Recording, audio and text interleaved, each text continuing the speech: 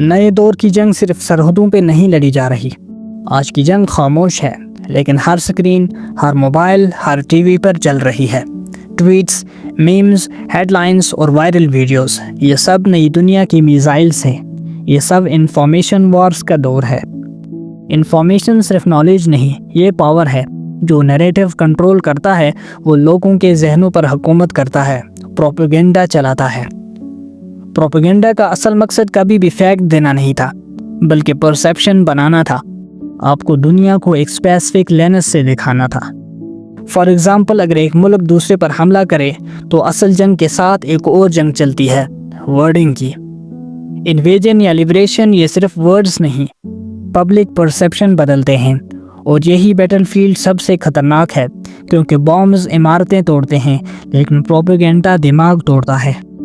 Propaganda کا سفر پرانا ہے۔ رومن ایمپررز اپنی تصویر کوئنز پر ڈال کر میسیج دیتے تھے کہ حکومت ان کی ہے۔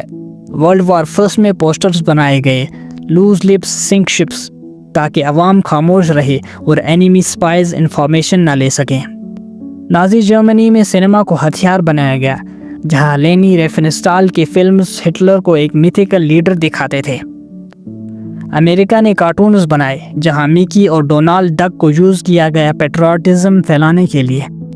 کولڈ وار میں آوازوں کی جنگ لڑی گئی، ایک طرف وائس آف امریکہ، دوسری طرف ریڈیو ماسکو۔ ریڈیو ویوز خود وار کی وجہ بن گئی۔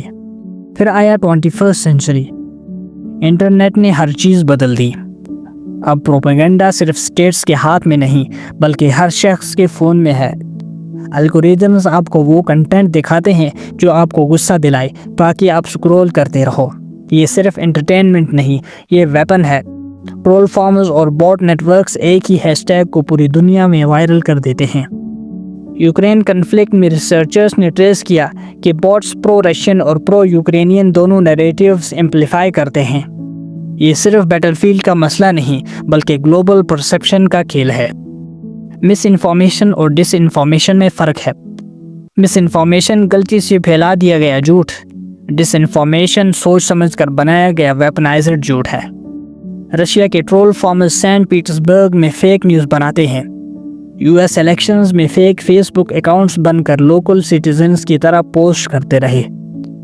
اور یہ صرف رشیا امریکہ تک سیمت نہیں، ہر ملک اپنا نیریٹو بیوٹیفائی کرتا ہے، ہر گورنمنٹ اپنی ایکشنز کو نئی لیبل دیتی ہے۔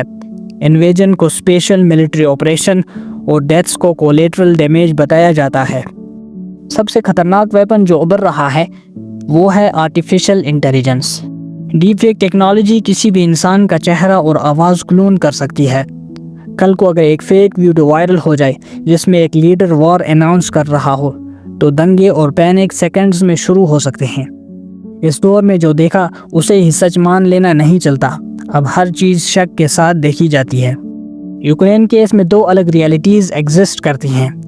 رشیا اپنا ڈینازیفیکیشن نیریٹو پش کرتا ہے، یوکرین کہتا ہے یہ اللیگل انویژن ہے۔ ایک طرف تباہی کے ویڈیوز سرکولیٹ کرتے ہیں، دوسری طرف رشین ٹی وی اینکرز کہتے ہیں یہ لبریشن ہے۔ اسی طرح تائیوان کو لے کر یو ایس اور چائنا اپنے ڈیجیٹل نیریٹیوز پھیلا رہے ہیں۔ ٹک ٹاک بینز، ٹویٹر سسپینشنز، یہ سب نیریٹو کنٹرول کا حصہ بن چکے ہیں۔ پروپیگنڈا کا سب سے بڑا نقصان ٹیکنالوجی یا پولیٹکس نہیں، انسان ہیں۔ فیملیز ڈنر ٹیبل پہ لڑتے ہیں کیونکہ ان کے نیوز سورسز الگ ہیں۔ سکولز میں بچوں کو وہی ہسٹری سکھائی جاتی ہے جو اسٹیٹ چاہتی ہے۔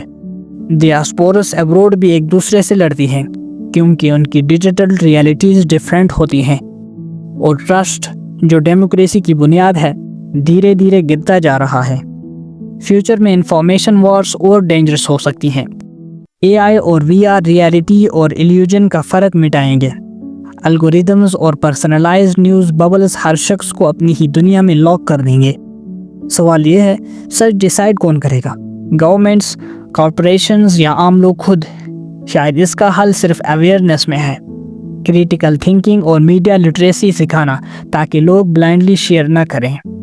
اگلی جنگ میزائل سے کم اور مائنڈ سے زیادہ لڑی جائے گی۔ ہر دن ٹروتھ اور پروپیگنڈا کا فرق پتلا ہوتا جا رہا ہے، لیکن ریزسٹنس شروع ہوتی ہے ایک سمپل ایکٹ سے، سوال پوچھنے سے۔ انفارمیشن وارز کے دور میں سب سے بڑا ویپن صرف ایک ہے، اپنا کریٹیکل مائنڈ۔ اور یاد رکھیے، جب آپ خود سوچنے لگتے ہیں، خود تلاش کرتے ہیں، تو آپ صرف پروپیگنڈا کی قید سے نکلتے ہی نہیں بلکہ دوسروں کے لیے بھی روشنی کا راستہ بناتے ہیں۔ سچ اور جھوٹ کی جنگ ہمیشہ رہے گی، لیکن فیصلہ آپ کے ہاتھ میں ہے۔ کیا آپ صرف ایک کنزیومر رہیں گے یا ایک کانشیس سٹیزن؟